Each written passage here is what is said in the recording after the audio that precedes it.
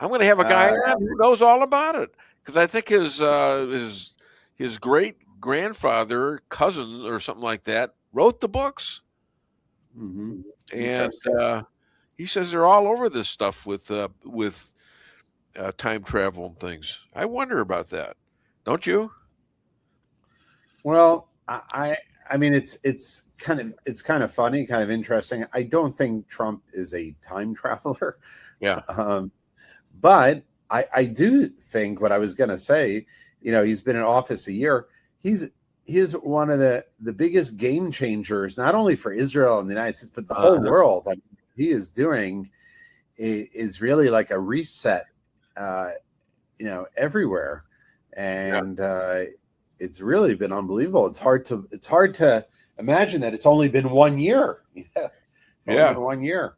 Well, here's news from your buddies in the UK. A UK lawyer for Trump recommended that British Jews be given asylum in the United States.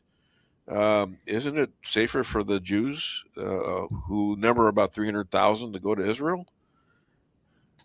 It for sure is. Look, we have precedent with the fall of South Africa, and when it descended into complete chaos, you had a lot of Jews ran from South Africa to Australia, to the United States, and some came to Israel. Look, it's not an easy move to go to Israel. It's not easy because you're going from, say, Western countries. Well, Israel is a Western country, but it's culturally very different than the UK. And it's a lot easier to go from the UK to the US than it is from the UK to Israel, even though geographically it's close. But culturally, it's very difficult. The language is different. You have to learn a new language, and your kids have to go to the army. And so a lot of people opt, when push comes to shove, they opt to run to another English-speaking country. So well, Australia is really safe for Jews, isn't it?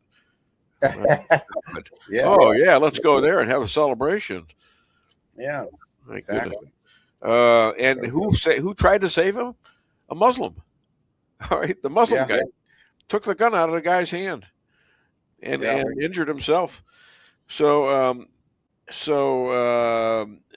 because decades old Houthi shell companies in UK opening doors for Iran-backed terrorists to enter the UK, so Tehran and the Houthis can avoid sanctions.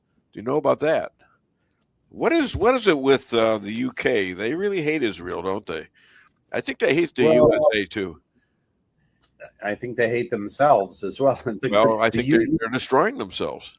Right. The UK has been overrun, like France, by the large Muslim population. And again, when they come to a country, they with large birth rates, and Europe having very low birth rates, within a generation, they basically vote themselves in. And the mayor of London was a Muslim, like New York. Yeah. And at the end of the day, if these countries don't have strict immigration laws and policies and quotas and whatever, it's gonna be we're gonna be living in Muslim majority countries all over the place. So five times a day, they get out and they block all the streets, and that means nobody can go through them, around them, or it wrecks everybody's life too. Yeah. And you got to listen to them. Now, I don't have any problem with them praying inside somewhere, but why would you? There's a reason why they're doing this outside, right? What is that reason? Yeah, well, I think it all has to do with a demonstration of trying to demonstrate who's in charge. I think that's what they're trying to do, and it's a problem that's only going to get larger and only more challenging. Oh yeah. You know. So, any rabbi rants or scoops? No, I told you my scoop from Israel today that the word on the street is that there's going to be an attack on Iran, maybe even as early as tonight. Is Israel going to be in on it? That I don't know. That I'm not sure, but I guess we'll see. But it'll for sure come from the air. and so please God, there won't be any Yeah. casualties from the good guys.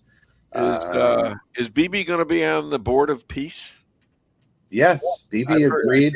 I've seen some of it said no, and the other things say yes. So I had to. I know He you agreed. know it all, so what the hell? Might as Right. well ask you. The problem was that once Bibi agreed to do it, he took my spot. So now I'm not. No. Well, you're busy. You got stuff to do. You're I got a lot going on. taking care of all those women and the IDF kids. Yeah. The widows. Who has time? Who has time? That's right. And now that you've told me, who I met with me all week. You rush me every time I do this, and I'm I'm out of questions. I'll tell you. Okay. I'll tell you who I met with last week, and it was a great meeting. I met with the former U.S. Ambassador David Friedman. I was in his home. And sure. I was in his home, and I'm halfway through his book called Sledgehammer, and it is phenomenal book. He was Trump's lawyer for quite a few years, and then Trump made him the United States ambassador to Israel, and he was responsible for on the ground to be the one to get the embassy from Tel Aviv to Jerusalem. Trump charged him with that as he was in. The book is so fascinating, insights into Trump and Rex Tillerson and all the different parts of government. And so I had lunch with him in his house last week. Terrific. And very, very interesting guy. By the way, you're coming from Israel, and you're posing as, in the background, it looks like you got some amazing room. You better explain to people that this is not your room at the hotel. You're staying where? At some slop house?